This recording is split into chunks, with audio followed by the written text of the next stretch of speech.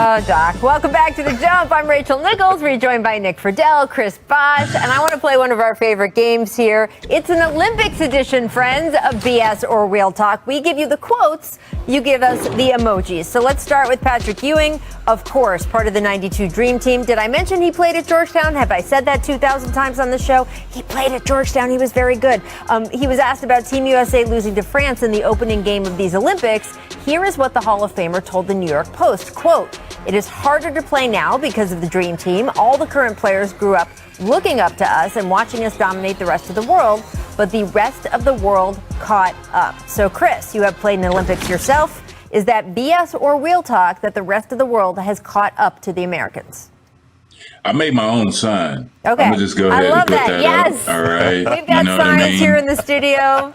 There you go. Look, yeah, the rest of the world has caught up, and Patrick Ewing, it's your fault. Everybody watched the Dream Team. Yep. Everybody wanted to be the Dream Team, myself included. And just to have a chance to compete in the Olympics, compete for your country, and have a chance to medal, it's nothing like that. And to be able to see what they were able to do for the game of basketball around the world, I mean, come on, they got enshrined as a team into the Hall of Fame. That's how impactful that team was. And, they left, there was game film from that, so Tony Kukoc, Dirk Nowitzki, Luka Doncic, like we're about to talk in a minute, they were able to see, they had their own players in their own countries that were very good, but then they were able to see that, hey, I can make the NBA and I can play in it. And now we've reached a competitive landscape to where it's about the team sport. These teams have been playing together since they were teenagers, and they would love nothing more than to win a gold medal for their country. And that's what we're up against with Team USA. Yeah. Guys, I still say it's BS. Really? I still say it's BS. And here's why.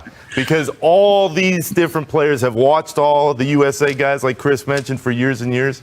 There's not a fear of them anymore. Right. But Team USA has the most talented players in the world. Right. They just don't know how to play together. It takes them a lot of time to figure it out, especially these days. I still think they'll get it together. They have Kevin Durant. I've said this for 3 weeks. They're gonna find a way. Here's why I'm not worried. They're gonna find a way. Because they have Kevin Durant. And look, that doesn't mean that I think that they're an automatic for the gold, but I can't worry about them if they have Kevin Durant, because as he has reminded us, do you know who I am? He said, I'm Kevin Durant. I will say I think the rest of the world has caught up that if Team USA is having a bad day, Team USA is vulnerable in the way that maybe they weren't before. But look, the fact that you have the last 3 years, both the MVP and the Defensive Player of the Year awards have been won by players who are not American, that tells you where the rest of the world stands in terms of this sport. You mentioned the chemistry, Nick. Kevin Durant spoke just today in Team USA media availability, and here was his answer to a question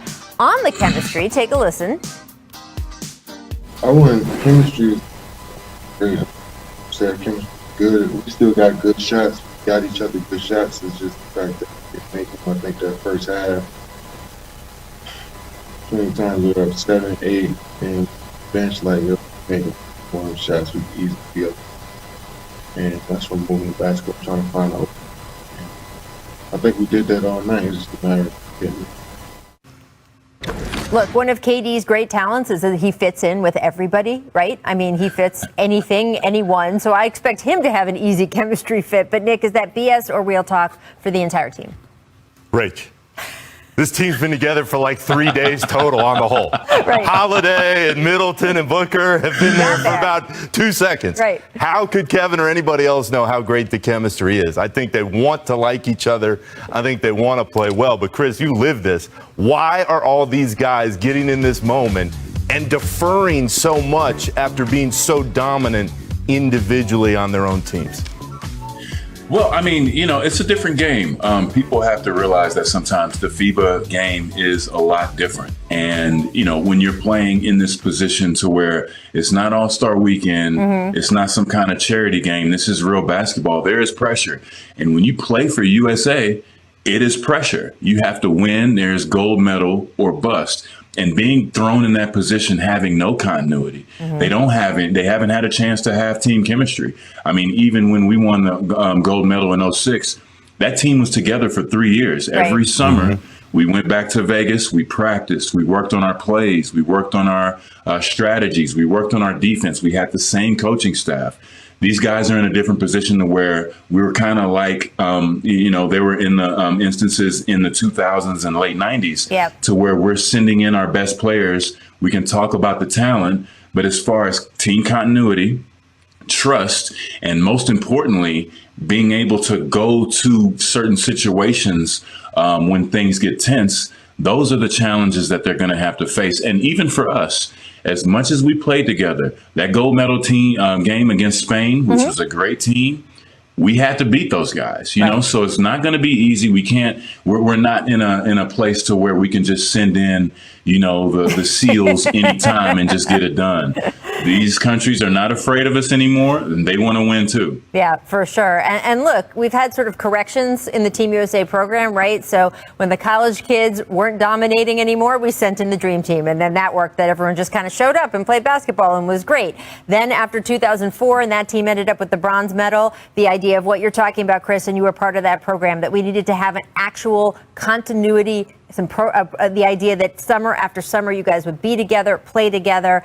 Not able to do that because of COVID this year and the altered NBA schedule, and I think we're seeing the results. But again, they have Kevin Durant, so not an easy gold medal, but I'm not going to worry until there's time to be worried. Right? They got a shot. They got a shot. I'm just saying, that kid's pretty good. Lastly, Luka Doncic, also pretty good. 48 points in his Olympic debut for Slovenia. Those came against Argentina, caught the attention of their head coach, Sergio Hernandez, who spoke very highly of the 22-year-old. Here is what he said, quote, "I said this 2 years ago. He is the best player in the world, including the NBA. And if there was any doubt in my mind, there is no doubt anymore." Chris, are you ready to say Luka being the best player in the world right now is BS or real talk? Well, we're going to have to give that title to Giannis. Let's be respectful of the NBA championship and the two-time MVP. But with that said, look, if he hit me for 48 games in a game with less minutes, I would say he's the best player in the world too.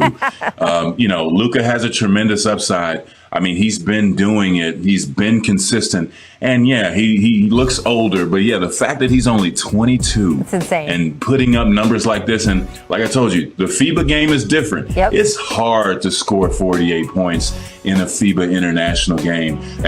You have to give credit to his talent and his focus, really, because I'm sure that he wants to do well for Slovenia. And he's going to be very, very pumped up to display his talent in these Olympics. Yeah, for sure. What do you think? Rich.